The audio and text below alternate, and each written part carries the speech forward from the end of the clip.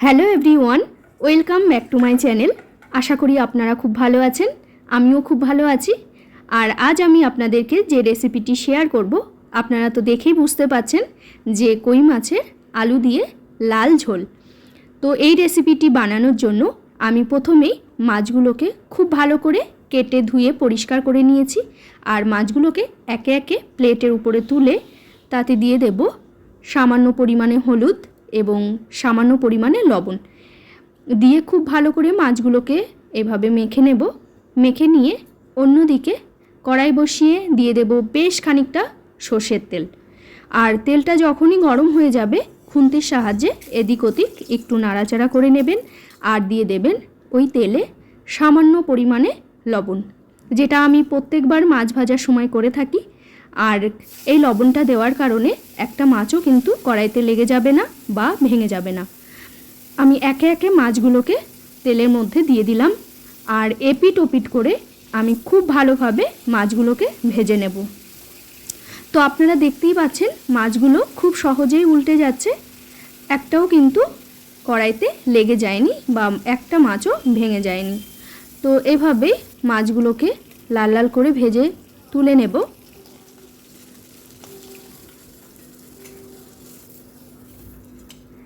মাছগুলোকে তুলে নিয়ে আমি ওই তেলেই আবারও একটু সর্ষের তেল অ্যাড করলাম।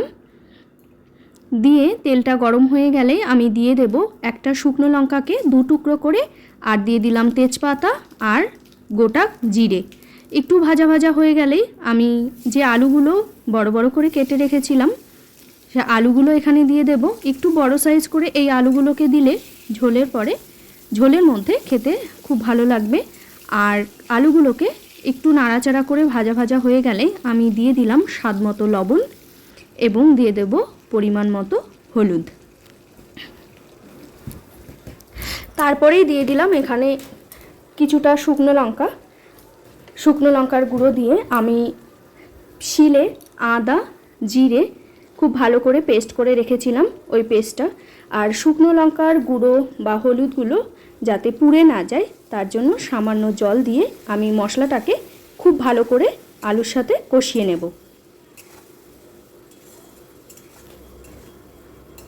এভাবেই আলুর সাথে মশলাটাকে কষিয়ে নিতে হবে যতক্ষণ না মশলার কাঁচা গন্ধটা যায়। তারপরে দিয়ে দিলাম একটা মিডিয়াম সাইজের টমেটো 4 ভাগ করে। মশলাটাকে কষিয়ে নিয়ে আমি দিয়ে দিলাম পরিমাণ মতো জল দিয়ে এভাবে নাড়াচাড়া করে আমি ঢেকে রাখবো। ঢেকে 2 থেকে 3 মিনিট ঢেকে নিয়ে তারপরে ঢাকাটা উঠিয়ে ঝোলটা অনেকটাই ফুটে গেছে। আমি এই পর্যায়ে মাছগুলো দিয়ে দেব, যে ভাজা মাছগুলো আমি রেখেছিলাম ভেজে সেই মাছটাই দিয়ে একটু নাড়াচাড়া করে ঝোলের মধ্যে মাছগুলোকে আমি আবারও ঢেকে দেব যাতে আলুগুলো খুব ভালোভাবে সেদ্ধ হয়ে যায়। ঢেকে দিলাম 5 থেকে 7 মিনিটের জন্য। আর অনেকটাই ঝোলটা কমে গেছে। আর দেখে নেব আলুটা কতটা সেদ্ধ হয়েছে। আলুটাও সেদ্ধ হয়ে গেছে। আমি এই পর্যায়ে দিয়ে দিলাম সব শেষে গোটা গরম মশলা, যেটা আমি শিলে বেটে রেখেছি। আর এভাবে দিয়ে গ্যাসের ফ্লেমটা এবারে বন্ধ করে আমি ঢেকে রাখবো 2 থেকে 3 মিনিট। ঢেকে নেওয়ার পর আমি ঝোলটাকে নামিয়ে নেব, মাছের ঝোলটাকে। তো এভাবেই দেখতে পাচ্ছ কতটা সুন্দর হয়েছে। আর যতটা সুন্দর হয়েছে দেখতে ততটাই কিন্তু খেতেও সুন্দর হয়েছে।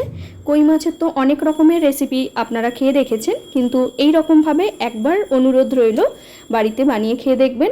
আশা করি খুবই ভালো লাগবে। আর আমার ভিডিও যদি ভালো লেগে থাকে আপনার বন্ধুদের সাথে আমার ভিডিওটা শেয়ার করে আমার পাশে থাকবেন। আর নতুন নতুন ভিডিও পেতে গেলে আমাকে সাবস্ক্রাইব করে রাখবেন।